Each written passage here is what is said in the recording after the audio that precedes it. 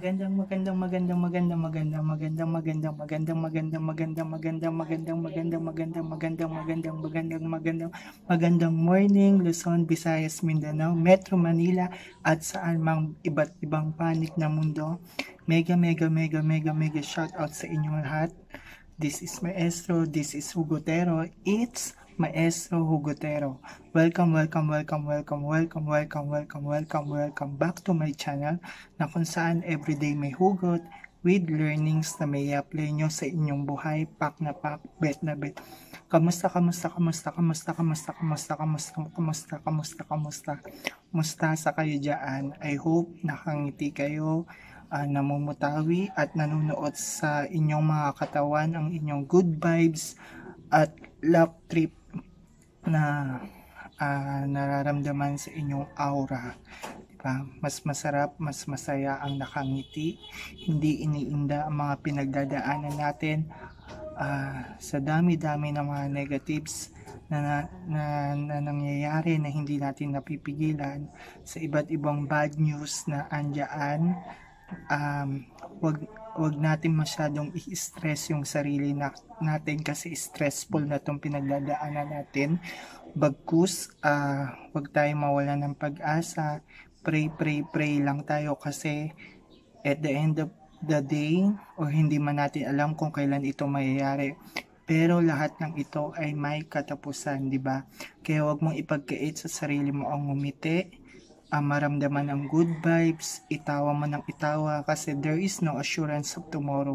Kung ngayon pa lang pinagkakait mo na yan sa sarili mo, what's more pa sa mga susunod na araw, di ba? Walang masamang tumawa, ngumiti kahit may pinagdadaanan. Kasi kung i-embrace natin lahat ng negatives, walang mangyayari sa atin, hindi tayo makakapag-isip ng normal. 'Di ba? Ikaw din, maaga kang tatanda. Tingnan mo ako, 'di ba? Isip bata na, look young pa, fresh na fresh from the bat. From the bat. Ayan.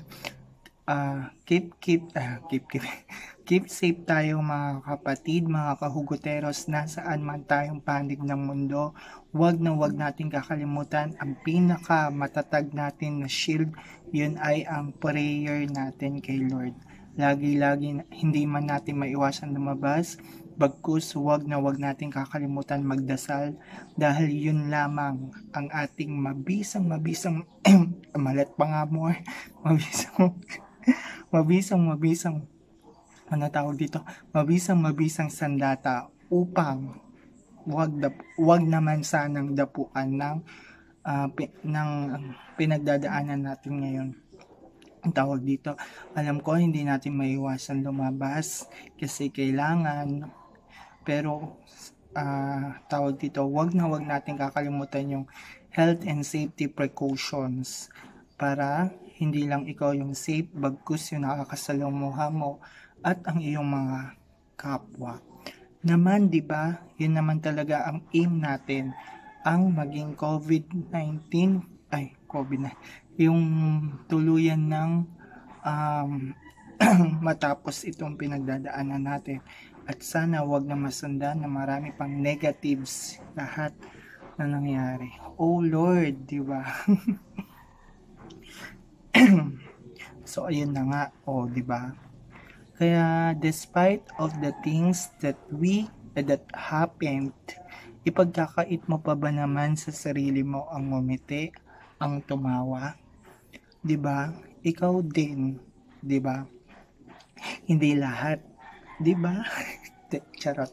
Hindi lahat hindi lahat nakakangiti, nakakatawa kasi sa dami ng nangyayari sa atin.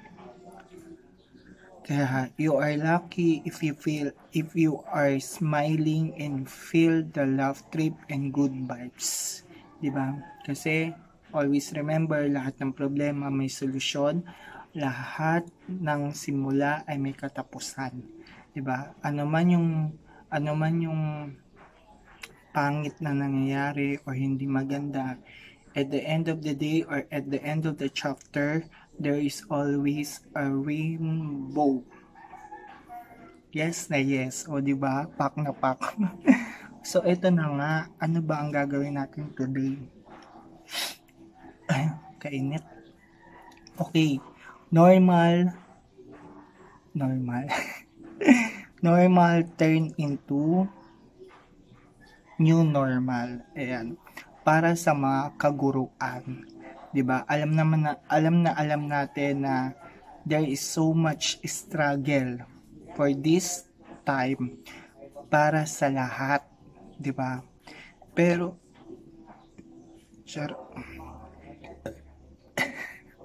pero para sa mga guro. Ayan, sample natin sila. Ano ba ang normal sa kanila at that turns into new normal? Ayan. Wait lang. Tingnan natin script sa Ayan. Ayan. We know naman na pag teacher ka, kailangan all around, di ba? Ang tawag dito,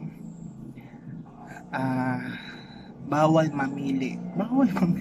Bawal mamili ng mga gawain o yung iaatas sa'yo. Kasi syempre, kailangan being a teacher, you need to all around. Yan, iniikot mo lahat ng mga gawain. At the same time, flexible yung katawan mo. Hindi matigas, hindi malambot, sakto lang, flexible. At the same time, you know how to adjust on your environment. Kasi kapag teacher ka, hindi mo alam kailan ka ba malilipat ka ba ng grade, malilipat ka ba ng leadership mo, or kung saan pa mambagay, there is always an adjustment para sa'yo. Kaya kailangan hindi ka lang nakakulong sa comfort zone mo. Bagkus alam mo kung paano lumabas doon para hindi ka ma-culture shock sa mga pagbabago. Kasi at the end of the day, you need to embrace the adjustment on your life. Pero ang mga guro, ayan, unang-una, nurse or doctor sila sa kanilang classroom. Bakit? Kasi halimbawa may nasugatan, may masakit ang tiyan, may linalagnat, may nagdudumi, 'di ba? Ano ang unang-unang dapat gawin ni teacher? So syempre kailangan painumin niya ng gamot, first aid niya hanggat kaya niya. Kahit si teacher takot sa dugo, sige go lang ng go, 'di ba? Kasi kawawa naman yung bata. Kailangan ng immediate attention mo. 'Di ba? Usually pa naman ang takaw sa sugat yung mga primary, yung primary, yung nasa kinder, nasa grade 1. Kasi sila yung laro to the max talaga. Syempre, diyan hindi natin maiwasang madapa, 'di ba? Mahulog. Kasi nga at their age, sila talaga yung bonggang spread sa playground. Ayun, so syempre bawat classroom merong tawag dito, meron silang first aid kit. Ayan, 'di ba? Para just in case whatever happen, they are ready to give medical attention sa mga bata. Next, mentor. Siyempre, teacher, mentor, ikaw yung nagga-guide sa mga bata. Hindi lang mga lessons na nakukuha sa libro, pagkus lahat ay yung lessons na mai-apply nila sa kanilang buhay, which is the values. Na makalimutan man nila yung mga naituro mo from the book, but the lessons from your heart or from the values that be applicable their whole life ay hindi nila malilimutan. Paano yung kanta? Ayan, next, coach. Ayan, coach, di ba? Tawag dito, kahit hindi ka magaling sa isang bagay na yon, once na inatas sa iyo yun, you need to study. For example, math competition, English competition, science, or whatever subject it is. Pag inassign sa'yo, kailangan ikaw mag-aral ka para doon. Kasi paano mo maiibabahagi?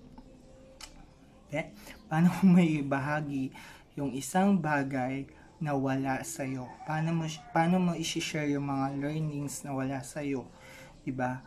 Siyempre, ikaw na mentor, kailangan may mga alam ka or bihasa ka. Hindi naman siguro bihasa, may alam ka. Para siyempre, yung bata kapag nagtanong or pag ginaid mo, kayang-kaya mong ibigay yung clear path para sa kanya. Siyempre, bawat coach, wala namang hinihiling yan kundi manalo yung kanyang kino-coach. Hindi man manalo ng bonggang-bongga, at least alam mo sa sarili mo na you give your best, at the same time he or she give his or her best. Tara. Okay, next, janitor. Siyempre, yung classroom mo kasi pangalawang tahanan mo yan, di ba? Wala namang teacher ang gugustuhin na parang basurahan yung classroom niya, yung parang dinigma, di ba? Umaga pa lang nagpapalinis na tayo, loob labas. Pag nagpauwi na tanghali, loob labas pa rin. Pagpasok ng tanghali, nagpapapulot tayo ng mga kalat. Siyempre, pag uwi ng hapon, may mga cleaners. Kasi siyempre, at the same time, yung pangalawang tahanan mo, ayaw mo nakikitang marumi, ayaw mo nakikitang magulo. Gustong-gusto mo na malinis para yung vibes mo sa pagtuturo ay bonggang-bongga rin na napipil mo, di ba? Ako nagiging dragon ako kapag marumi yung classroom, magulo. Kasi handling a grade 1 pupils talaga namang so much struggle. Pero, syempre, yung pag-guide mo sa kanila sa paglilinis, hindi pa talaga ganun. Nandun ka pa rin, nakaalalay ka sa pagwawalis, sa pagtatapon ng basura, paglalampaso, pagpupunas ng mga bintana o ng mga gamit. Kasi syempre, grade 1, nag-uumpisa pa lang sa mga ganong gawain. Next, therapist. O, diba, therapist. Tagahilo. Therapist, tagahilot. Diba, pag may masakit, halimbawa napilayan yung bata kasi nahulog sa puno, nahulog sa bangko, o kaya naman naglalaro, di naiwasan, diba, napilayan. You need to be a therapist. Syempre kasi bago para hindi lumala, diba, naagapan, nabigyan ng medical attention. Counselor, ayan, diba, counselor, syempre kinakausap mo yung bata para maitama yung mga bagay na mali niyang nagawa, diba? Kasi kapag tinolerate natin, iisipin ng bata, ay, okay lang pala yun. Kasi hindi naman ako pinapagalitan ni teacher, diba? Kapag nakita natin yung isang bagay na ginawa ng bata na mali, bigyan na natin kaagad ng reaksyon. Pero kapag kinausap natin yung bata, please lang, sana siya lang. Siyempre, privacy, tsaka para hindi mapahiya yung bata. Ganun kasi ako. Although, hindi naman talaga natin maiiwasan yung sa ganong edad, sa ganong stage na grade 1, kinder, or primary, sabihin na natin, na may nagagawa talaga sila. Na doon pa lang, kailangan na ng immediate reaction or immediate talks para mai-correct natin yung way nila. Next, referee. Ayan naman talaga, referee. Hindi talaga ito naiwasan. Kahit nasa grade 6, kahit nasa high school, diba? Ang teacher talaga nagiging referee. Ako kasi, ang gawain ko, reverse psychology kasi ako. Sinasabi ko sa bata, sige, mag-away kayo sa harap ko, ako yung referee. Bibigyan ko kayo ng gloves.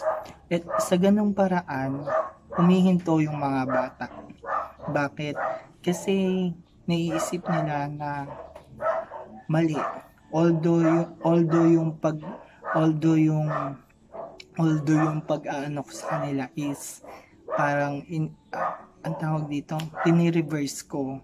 Kasi kaysa sabihin kong tama na, ganun, hindi naman sila titigil. O palagi kong sinasabi, o sige, ituloy niya yan, mag-away kayo. Humihinto sila. At sa tingin ko, very effective yung reverse psychology sa mga bata. Although, kasi naman, away-bati naman sila eh. Nag-away kasi kinuha yung lapis, kinuha yung pambura, tinago yung notebook, kinuha yung pagkain, yung mga ganun simpleng bagay ba, hindi naman talaga naiiwasan yun. O di nag-away, nagsabunutan, nagsuntukan, nagsapukan, hinampas, ganyan, di ba? Yung mga ganun simpleng bagay, bigyan natin pansin kasi kapag lumaki, yung mga parents na yung pupunta sa iyo, di ba? O di mas magandang sa classroom pa lang pinag-uusapan na. Next, detective. Ayan. Siyempre kapag may mga case sa classroom, kailangan tawag dito, sinisiyasat mo, ini-investigate mo. Halimbawa, nawala ng pera, nawala ng notebook, nawala ng Crayola.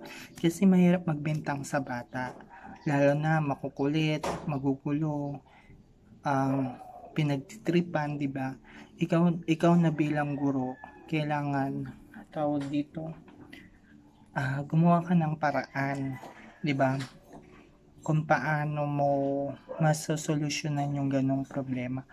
Kasi yun nga, again and again, mahirap magbintang. Kasi syempre, i-ask ka na magulang, kabibili lang po ng lapis, kabibili lang po ng Crayola, kabibili nawala. O, diba? Syempre, ikaw na teacher, sige po, hanapin ko. Next, comedian. Ayan. We need to be a comedian para sa mga bata, para hindi sila mabori. Tapos, para hanapin nila yung pagtuturo mo. Kasi, kailangan natin ng motivation, di ba? At yung mga lessons na tinuturo natin araw-araw, kailangan natin lagyan ng pampalasa para matakam yung mga bata sa mga lessons natin, para anti-boring, lalo na kapag siesta time, di ba? Kailangan andyang lagyan natin ng energizer para makatch natin yung attention nila, which is badly needed lalo na sa mga primary. For example, yung nasa kinder tsaka nasa grade 1. Next, parent. We are the second parent. Once na nasa classroom na yung mga bata, tayo na tumatayong nanay, tatay nila. Responsibilidad natin lahat sa kanila, and we are liable sa kanila whatever happens sa kanila. Kasi pinagkatiwala sila sa atin ng kanilang magulang, kaya dapat mahalin natin, i-guide natin, turuan natin sa lahat ng mga bagay. Next, ayun na nga, motivator, di ba? Syempre, kapag kayong bata, tawag dito, ayaw magsulat, ayaw magbasa, ayaw magbilang, ayaw sa lahat ng bagay. Ikaw na teacher, you need to do things to motivate him or her.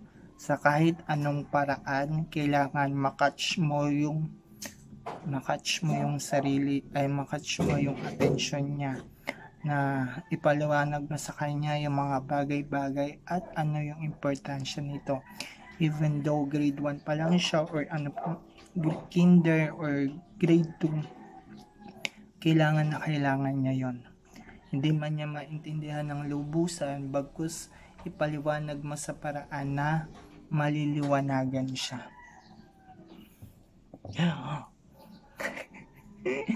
Yes, mediator. Ayan. You know how to mediate the situation, di ba? Oo, mediate. Ayun, so comedy.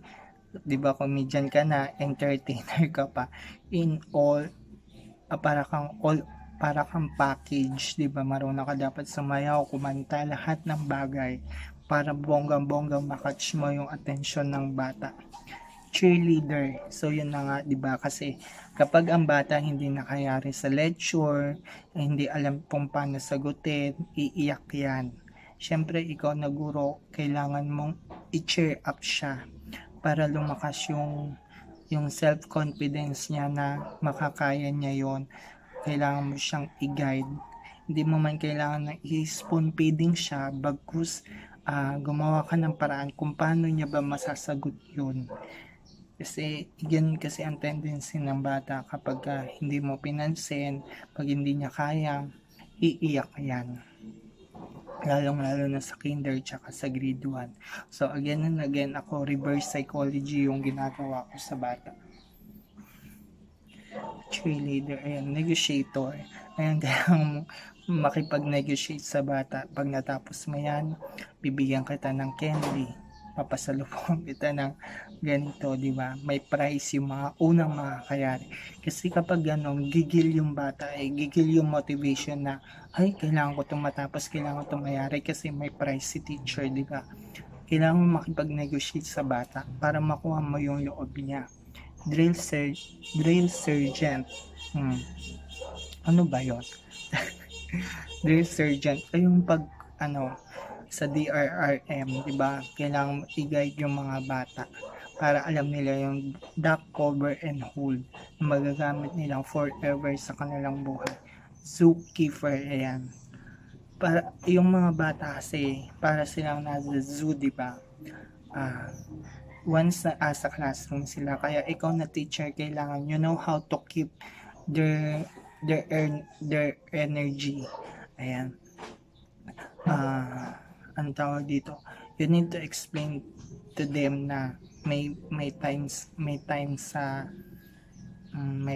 laro, may time sa pag-aaral, may time sa pagkain. At sa ganung bagay na araw-araw na nauulit, nalalaman ng bata, ay ganun pala yung routine.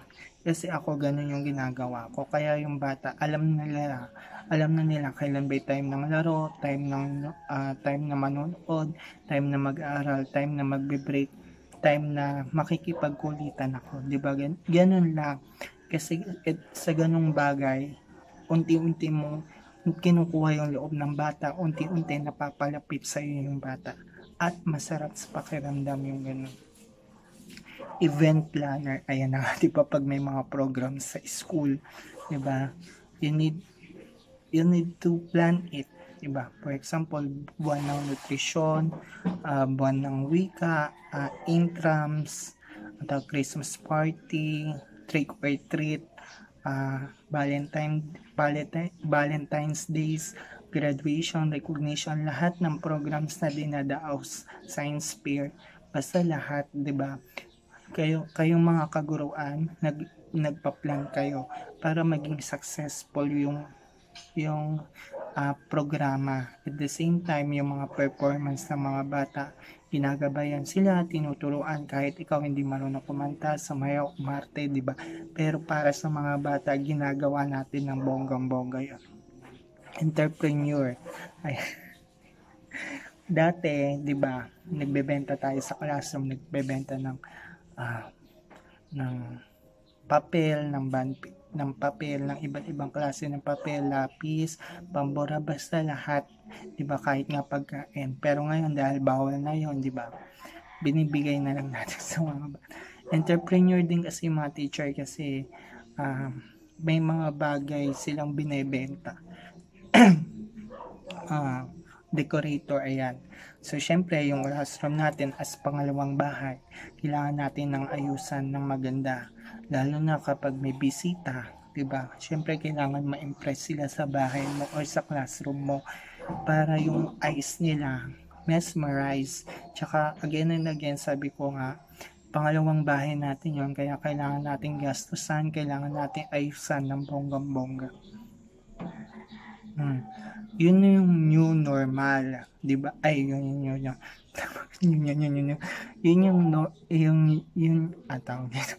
yung normal noon sa mga teacher.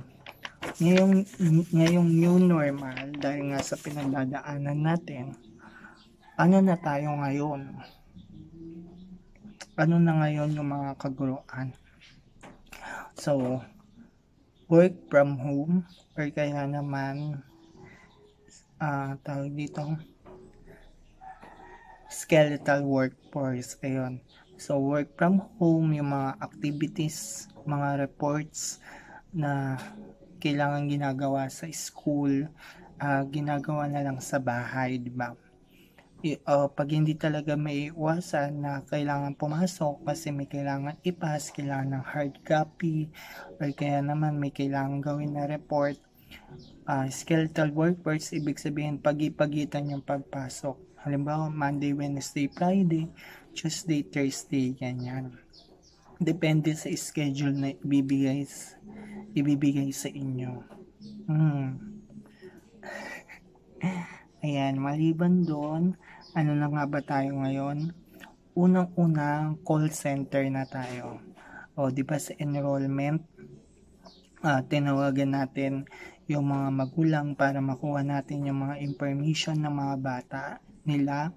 Tapos para malaman natin kung i-enroll nila yung kanilang mga anak sa school year na ito. Di ba? Dati hindi tayo nag-load kasi wala naman tayo ita-text.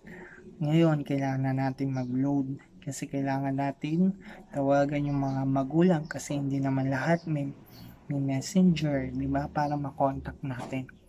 Next, we are backliners and houseliners. We are backliners kasi nasa likod tayo ng mga frontliners na kung saan tinatrabaho natin yung mga dapat gawin. Houseliners kasi we are work from home kaya we need to stay at home hanggat maaari at doon gawin yung mga dapat gawin. Techie. Ayan, 'di ba kahit hindi ka marunong sa gadget, wala kang choice kundi mag-adjust kasi yun na yung bago. 'Di ba? Hindi mo man alam, nahihirapan ka man, kailangan mo magpaturo. Para tawag dito, para makasabay ka. Next. Zoomeries. Ayan, Zoomeries na rin tayo. Bakit? Kasi 'di ba, yung mga meeting na ginagawa dati na face to face, ngayon via Zoom na, 'di ba? Yung Zoom na application doon na nagmi-meeting para lahat nakikita, 'di ba? I-mute yung i-mute yung mic mo. Pag hindi ikaw yung magsasalita, 'di ba? Para hindi maingay sa taong magsasalita. Ayan, Zoomeries na tayo. At the same time, we are Google Meeterist. Ayan. So, yung iba ayaw sa Zoom, mas gusto nila yung Google Meet. Ayan, kaya dun din nagmi-meeting. Kaya Google Meeterist. Ayan. Sa paggawa ng mga videos na pangturo natin sa mga bata o yung mga lessons natin, binibideo natin mula sa PowerPoint, linalagyan natin ng voice natin or kaya naman kasama tayo sa binibideo, kaya nagiging vlogger na tayo agad-agad. Ayan, maliban doon, syempre kailangan may editing skills ka. So, kahit papaano na-edit mo yung mga ginagawa mo, hindi man ganyan kabonggang pag-e-edit, at least kahit papaano na-e-edit siya, nahahati-hati siya, na-trim, nako-convert, ayan, para lumiliit yung megabytes niya. Nakakapagod magsalita ng tuloy-tuloy na eh. Wait, break muna tayo. Water please, charot.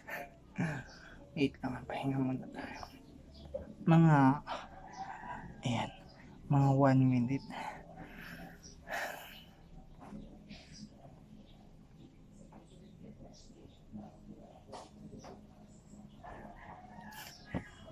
Chan, step,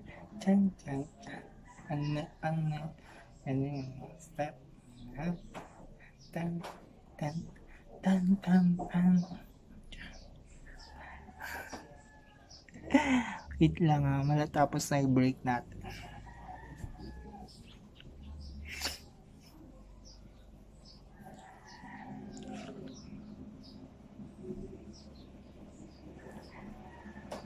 Ayan na nga. Welcome back. Welcome back. Ayan, nag-break lang tayo saglit. 1 minute. 1 minute. Kakatuyo kasi na promise. Saan na tayo? Ayan. So, call center, backliners, frontliners, techie, zoomerist, Google Meterist, blogger, editing skills, work from home, skeletal. Ayan, next na nga, lapterist. Kung dati hindi natin madalas katabi yung laptop, gagamitin lang natin pag may mga reports. Ngayon, umaga pa lang, pagising mo, kailangan nakaharap ka na sa laptop kasi may report, may kailangan isubmit, may kailangan gawin. Diba? Kakain ka ng umagahan, tanghalian, hapunan, magmimerienda ka, kaharap mo yung laptop mo. Ayan. Kulang na nga lang yakapin mo yung laptop. Next, messengerist. Ayan, taray na mga words ko na messengerist. Ayan. Ngayon, dati hindi maingay yung messenger mo kasi walang masyadong nagchat-chat. May nagchat-chat man yung mga kaibigan mo, may mga barkada mo kapag nag-aaya ng gala, nagkakamustahan, may reunion, ganyan. Ganyan naman, maingay na, feeling may jowa na yung messenger mo kasi tunog ng tunog pero hindi nila alam yung ingay na yon, yung notification na yon is all about work related. Ayan, di ba? Yung dati inaabangan mo yung gala, yung reunion, saan ba makikikain. Ngayon, yung inaabangan mo na lang kung may report kasi bawal mahuli, bawal malit. In English mo lang. Ayan, bawal malit kasi kailangan i-submit kasi deadline na. Yung mga ganong bagay, di ba? Next, Gmail list. Ayan. So, kailangan ng email mo, DepEd email, or alter Gmail kasi doon ipapadala yung link sa Zoom, link sa Google Meet, or kaya naman kailangan mag-online attendance, or kaya naman ginagamit yung pang-send ng mga files na malaki, yung more than 25 megabytes, di ba? Napaka-useful na ng Gmail ngayon. Kaya tayo, we are Gmail list na. Next, we are Avengers, abangers. Ayan. Hindi pwedeng hindi ka naka-online, hindi ka pwedeng matagal na mag-offline kasi may mga reports na sinesend na kailangan immediately makita mo, masin mo, magawa mo. Diba? Paano kapag offline ka? Paano mo magagawa? Kaya na kapag leadership mo na kailangan yun. Next, onliners. Yun nga, bawal. We are onliners na ngayon. Kung dati nag-online ka lang kapag may kailangan i-send or kaya pag may titignan ka, ngayon hanggat maaari kung kayang-kaya naka 24/7 na online ka para wala kang ma-miss yung mga sa mga dapat gawin. Ganyan ang work from home, 'di ba? Kung makikita niyo yung shifting ng normal to new normal ng mga guro, lahat hindi lang naman mga guro, lahat tayo nag-a-adjust sa mga trabaho natin, lahat tayo nidyakapin ito kasi ito na yung pagbabago. Lahat tayo may struggle, may challenges sa lahat ng pagbabagong ito, di ba? Gayon pa man,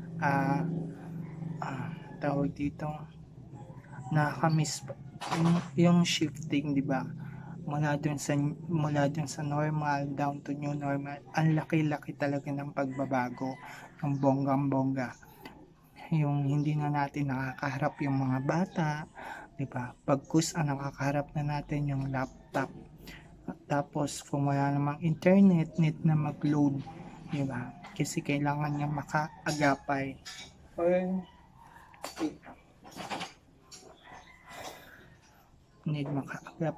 need natin makasunod sa mga pagbabago kasi after all, yan ang ating trabaho.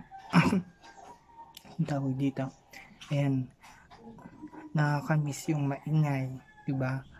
Kung pwede lang sana ibalik, kung pwede lang sana bumalik na lang tayo sa normal. Di ba? Yung maingay, yung magulo, yung nakakapaos, nakakapagod, nakaka-stress, nakaka-drain. Diba? Yan yung araw-araw nating nararamdaman sa classroom. Sobrang ingay ng mga bata, sobrang gulo. Siyempre tayo napapaos kababawal. Napapagod tayo sa mga gawain. Na-stress tayo sa mga sunod-sunod na dapat gawin, na-stress tayo sa ingay, na-stress tayo sa gulo, nakaka-drain yung pagod, yung init, lahat-lahat. Pero yung saya, 'di ba? Even though ang dami nating nararamdaman, pero yung saya, tsaka yung pagmamahal ng mga bata, ibang-iba talaga. 'Di ba? Nakaka-miss kung pwede lang bumalik tayo sa normal. This is the new normal na. And we need to embrace, hindi lang para makakomply tayo, pero ginagawa natin ito para sa mga future ng mga bata, diba? Wait lang. Upo muna ako. Ayan. Wait. Ayan. Nakakapagod ha.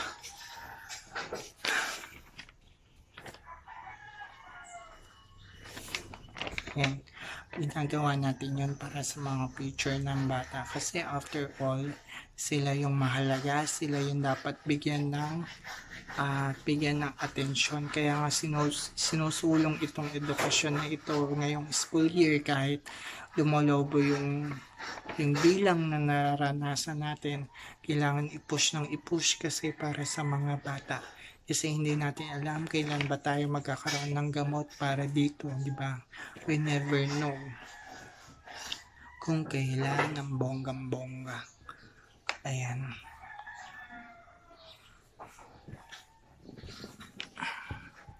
Wait lang. Ayan.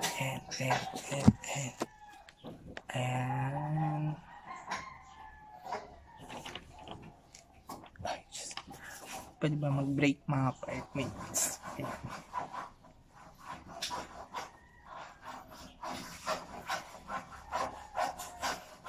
Wait lang, mag-break muna bago tayo mag-sum up. Diba, sobrang ingay ng background ko kasi work, lahat nag-work.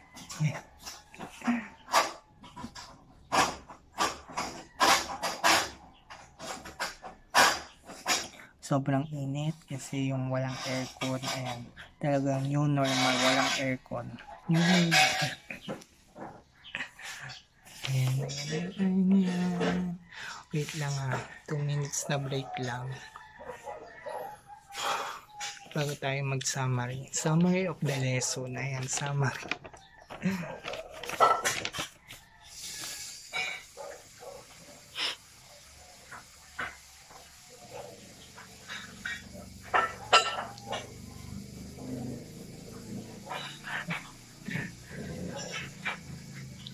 Ayan.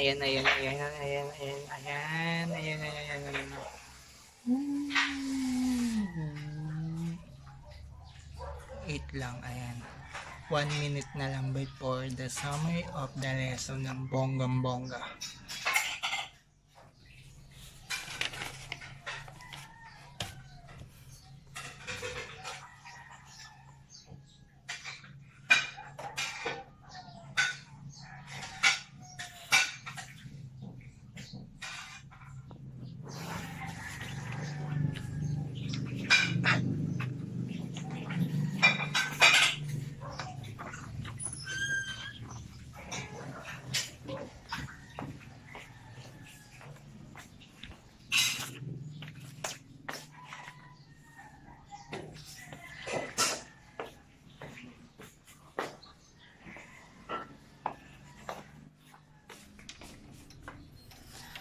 Yahoo! Ayan, yahoo!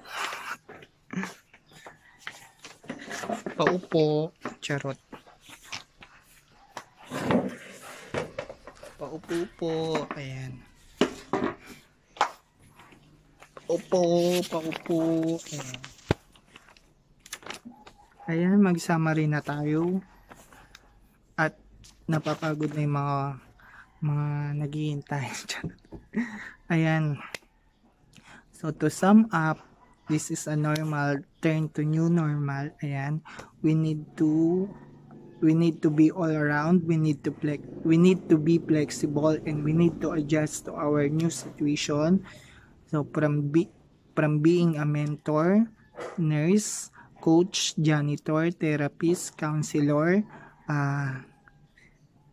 referee, detective, comedian, parent, motivator, mediator, entertainer, cheerleader, negotiator, drill sergeant, zookeeper, event planner, entrepreneur, decorator, and so much more.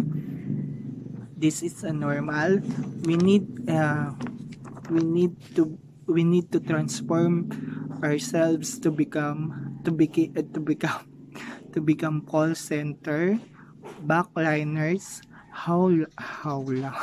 houseliners, techie, zoomerist, Google meterist, blogger, editing skills. Ayun nga, so work from home, skeletal workforce, laughterist, messengerist, gmailist, avengers, or abangers, and onliners. Ayan. Whatever the situation is, isa lang masasabi ko, eto na yung normal. Ayaw man natin o gusto man natin o ano man yung reaction natin dito, wala tayong magagawa kasi eto na yung sitwasyon na mayroon tayo, di ba? Instead na mag-rants tayo, bakit hindi na lang tayo umisip ng mga paraan kung paano ba tayo makaka-adjust, paano ba tayo makakasabay sa mga pagbabago na itong tawag dito. Alam ko mahirap kasi wala namang bagay na nagsimula sa madali, di ba? Pero yung mga bagay na mahirap, sa umpisa lang yan. Kasi kapag nasanay ka, kapag alam mo na yung gagawin, diba? Pak na yan. Oo, lalo na, diba? Yung preparation ng mga teacher ngayon. Or sabihin na natin, preparation ng pamahalaan, diba? Preparation ng DepEd, diba? Yung mahanap sila ng mga partnership para maging smooth. Hindi naman siguro smooth, siguro pwede rin natin sabihin na tawag dito, may mga lapses pa rin pero still, 'di ba? They are doing their best. Kaya yung mga teachers ganun din yung ginagawa. Kaya sobra yung saludo ko sa mga frontliners na andyan, nagsiserve pa rin. So, whatever company, whatever ahensya ng gobyerno kayo, saludo sa mga frontliners. Ayan, frontliners, backliners, houseliners, or whatever liners man kayo. I sending my salute, sending my support, sending my hugs, and sending my prayers sa ating lahat ng mga Pilipino na sinend ko sa lahat sa buong mundo na gigising rin tayo na isang araw na lahat ng to ay tapos na lahat ng to ay wala na lahat ng ito ay free na tayo, diba? Yun lang, huwag tayong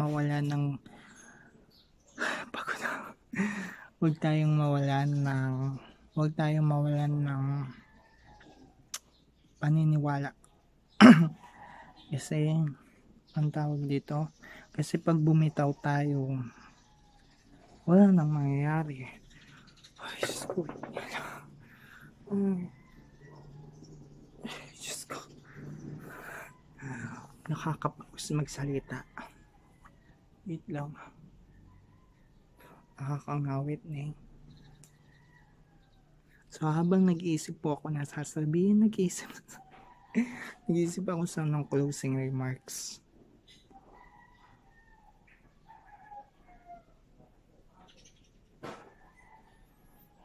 Tulog muna ako.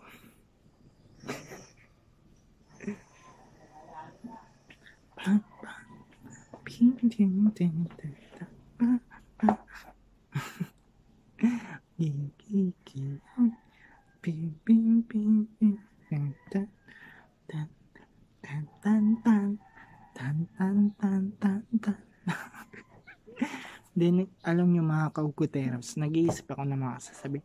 Kasi ang hirap-hirap kaya mag-adlib, no? Tingnan nyo. Wala namang adlib dito. Ito lang yung script ko. Bagkus, ito lang yung sasabihin ko. So, yung adlib ako na lang nag-iisip, no? Diyos ko, lang ang init. Ayan, tingnan nyo na may credits sa background ko talaga, diba? Sobrang gala. Yes po. Ayan.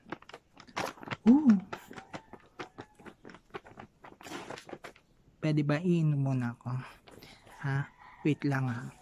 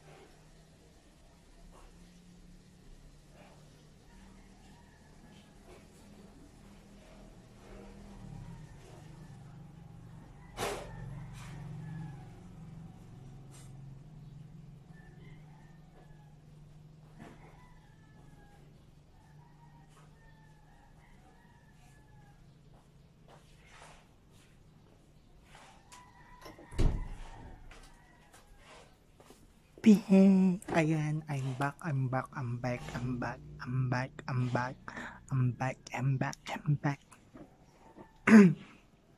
Ayan, isa-share ko pala sa inyo yung favorite Bible verse ko. Actually, ito yung life verse ko. Mula nung tumuntong ako sa journey ng pagtuturo, ito na talaga yung Bible verse, life verse ko, yung Joshua 1:9. Alam nyo ba yon? Ayan. Pag may time kayo, search yan sa Google, type nyo Joshua 1:9. Ayan. Ang sabi doon,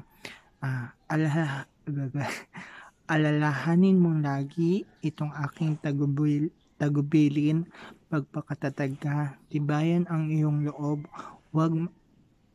alalahanin mo lagi itong aking tagubilin, magpakatatag ka, tibayan ang loob, huwag matatakot o mawawalan ng pag-asa. Ako si Yahweh ang iyong Diyos, saan ka man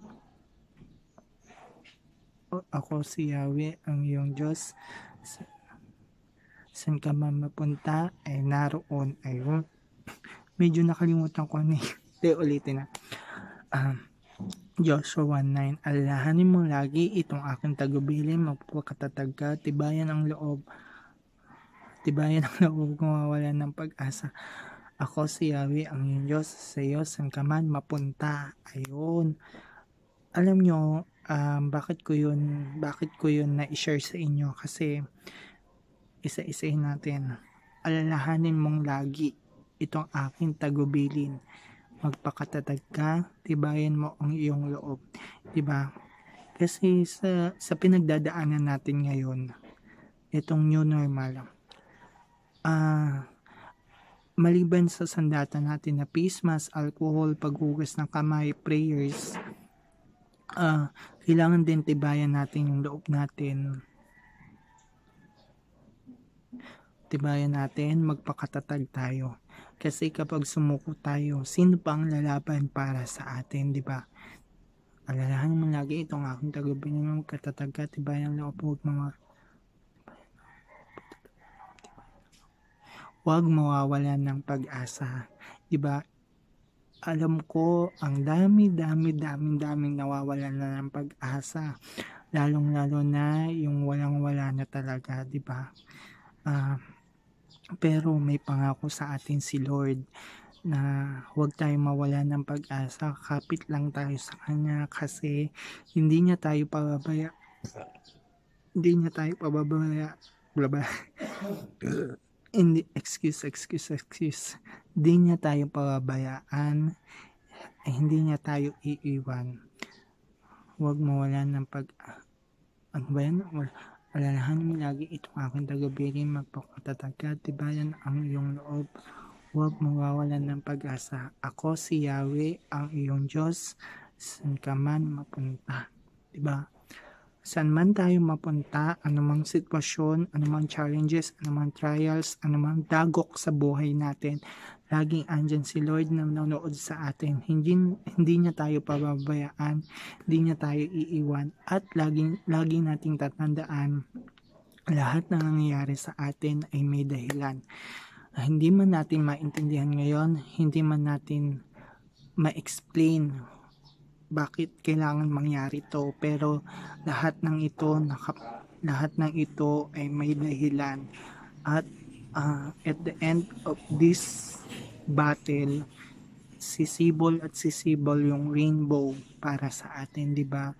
Andyan lang siya, hindi siya nawawala sa atin. Kapit lang, manalig lang tayo, kasi sa ngayon, sa Kanya tayo huhugot ng bonggang-bonggang pag-asa, ng tiwala, at ng lakas. Ayan. Joshua 1:9 promise.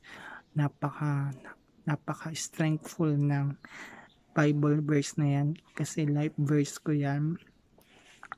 Yan yung lagi kong nire-recite kapag may pupuntahan ako, o kaya naman may interview ako, o kaya may demo, basta lahat, yung pag kinakabahan ako, lagi ko nire-recite yan na alalahanin kong lagi alalahanin mo itong aking tagubilin, magpakatatag ka, tibayan ang iyong loob, huwag mawawala ng pag-asa. Ako si Yahweh, ang iyong Diyos, sa iyo saan ka man mapunta.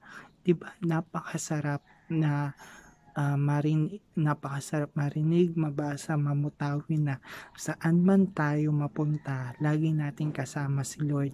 Kumbaga, yun yung naging lakas ng loob ko sa mga pinagdaanan ko. Kaya alam ko ngayon, itong pinagdadaanan natin, wala namang masama kung yayakapin natin yung Joshua 1:9. Alam nyo, napakadaming Bible verse na maganda na pwede nyong i-recite palagi para mawala yung kaba, mawala yung iniisip natin. Basta lahat, di ba? Walang masama kung panghawakan natin yung salita ng Diyos. Lalo na sa panahon na meron tayo ngayon. Di ba? Oo. Ay, Diyos ko. Press na naman. Hindi, ayan. Tapos na tayo. Ayan. I hope may napulot kayo, may naibahagi ako kahit papano sa hinahaba-haba ng videos na ito. Ayun lang, di ba?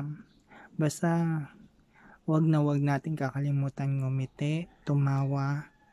Wag na nating ipagkait sa sarili natin yon, kasi hindi na lahat ng tao ay nakakatawa, nakakangiti, nababalutan ng good vibes, nababalutan ng love trip sa pinagdadaanan natin ngayon. Alam ko mahirap, alam ko wala ako sa lugar para magsalita ng ganito, pero hindi ko to binabahagi para magmayabang o ano pa man. Binabahagi ko to kasi gusto ko ma-send sa inyo yung smile, yung vibes, yung love trip, diba? Yun naman talaga yung advocacy ng channel ko, yun naman talaga yung advocacy ng mga vlog ko, 'di ba? Kasi natutuwa ako kapag kami napapasaya ako, napapangiti, napapatawa sa ganito man paraan na meron tayong pinagdadaanan, at least na babahagi ko, na i-spread ko. Kaya wag mong ipagkait sa sarili mo yan. Ayan naman. Wait lang. Ayan, bago tayo magtapos, mega shout out. Ayan, sa Team Palaban, sa Team Express, sa Team Charing TV, sa Team Huguteros. Salamat sa inyo mga kapamilyers na nakilala ko sa YT. You are my YT family. Ayan, sila yung mga kakwentuhan ko, kakulitan, para ma-ease yung stress na nararamdaman ko ngayon. Ayan, sobrang thankful ako sa family ko na to, kasi I found an organic friends. Hindi ko man sila nakikita o nakakasalamuha, pero sobra yung suporta sa isa't isa. Kaya naman mega shoutout sa inyo, Team Palaban, Team Express, Team Charing TV, Team Kahugoteros. Ayan, and syempre mega love shoutout sa 600 subscribers natin. Ayan, thank you sa pagmamahal, thank you sa pag-subscribe. Alam ko hindi ko man kayo kilala, pero sending my thank you sa inyo. Ayan. Bakit? Ayan. Ang tawag dito, ayan. So may ipopromote yan. Nakakahiya ayan. Baka pagalitan ako. Ayan. Ayan. Pinopromote ko po yung Facebook ni ate. Ayan, ni ate ko, Rem Ad. Ayan, taga-Tagig siya. Baka gusto nyo po umorder sa kanya ng mga educational materials. Ayan, may page po siya, IA Educational Materials. So I na malaki, A na malaki, tsaka educational materials, maliliit po yun. IA Educational Space Materials. Paki-view lang po yung page na yon, makikita nyo yung mga materials na pwedeng magamit ninyo sa pagtuturo. So pwede dito sa mga teachers na nagtuturo na online, nag-tutor, o sa mga parents na gustong gamitin ito. So laminated na po siya, murang presyo lang po. Basta i-view nyo lang po yung IA Educational Materials. Promise, worth it po. Presyong pang kaibigan, presyong pang masa, at maganda po yung quality. Kung quality lang po ang pag-uusapan, promise, hindi kayo mabibigo, hindi kayo masasaktan, hindi kayo aasa. Ayun po. So IA Educational Materials, ayan, paki-view and paki-like po yung page na yon. Promise, it will be worth it. Ayan. Kung gusto nyo naman po, nagbe-bake rin po yung ate ko, si Rem Ad. I-search lang po sa FB. Pwede nyo siyang message, pwede nyo siyang i-add. Tawag dito, ayan. So far po, meron po siyang puto pau, puto cheese, banana cake, puto flan, crinkles, cookies. Ayan. Lahat po yan ay natikman ko na. Lahat po yan ay masarap. Lahat po yan ay presyong pang kaibigan, presyong pang masa. Hindi po kayo paasahin kasi magaganda po yung reviews ng mga customer niya. Promise, masarap. Masarap na masarap. Bukod doon, masarap. Bukod doon, hindi mabigat sa bulsa. Opo, hindi siya mabigat sa bulsa. Ayan. So kung gusto nyo pong umorder sa kanya, kayo na po mag-usap through Messenger, or yun nga, i-add nyo po siya sa Facebook, REMAD, REM space AD, REMAD. Ayan. So taga-Taguig po siya. So kung saan man panig kayo ng mundo o ng Pilipinas o sa ibang bansa, bahala na po kayo makipag-usap sa kanya. REMAD po, REMAD. Ayan. So, nagbebenta po siya ng puto pao, puto cheese, banana cake, puto flan, crinkles, and cookies. Kung gusto niya naman po ng mga pang-educational materials, puntahan nyo lang po yung page niya, I na malaki, A na malaki, educational, space, materials. Paki-view, paki-like po. Promise, lahat ng ito legit, lahat ng ito quality over quantity. Presyong pangmasa, presyong pangkaibigan, presyong pang magulang, presyong pang teacher, basta lahat hindi mabigat sa bulsa, lahat na pag-uusapan. Kaya pagpunta ka doon, pag in-add mo siya, pag minessage mo siya, hindi ka mabibiko, bagkus mabibigyan ka ng basta mabibigyan mabibigyan pag-asa. Hindi, ayun, joke po. Hindi po to joke, promise po. Visit nyo po si ate REMAD, taga-Taguig po siya. Nag-offer po siya ng mga binibake niya, legit, masarap, and then IA educational materials para sa mga nagtuturo online, nagtututor, o sa mga magulang na nais gumamit niyan.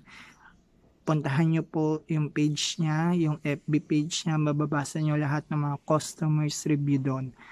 Hindi po ito fake, legit ito. Kaya naman, sugod na, punta na. Once again, mga kahugoteros, don't forget to smile, to feel the good vibes, to spread the love trip and the love. Love, love, love. Goodbye.